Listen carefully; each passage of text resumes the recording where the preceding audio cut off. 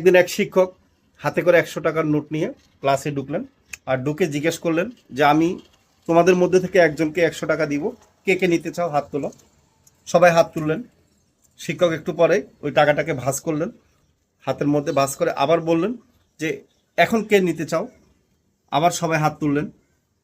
এরপর শিক্ষক এই টাকাটাকে নিচে ফেললেন, নিচে ফেলে পা দিয়ে একটু ময়লা লাগালেন। এরপর আবার তুলে বললেন এবার কে নিতে চাও। এবারও সবাই হাত তুললেন। এরপর শিক্ষক বললেন যে আমাদের জীবনটাই 100 টাকার নোটের মতো, কখনো মার খেতে হয়, কখনো পড়ে যেতে হয়, কখনো শরীরে কাদা লাগে, সেই জন্য জীবনের মূল্য একটু কমে না।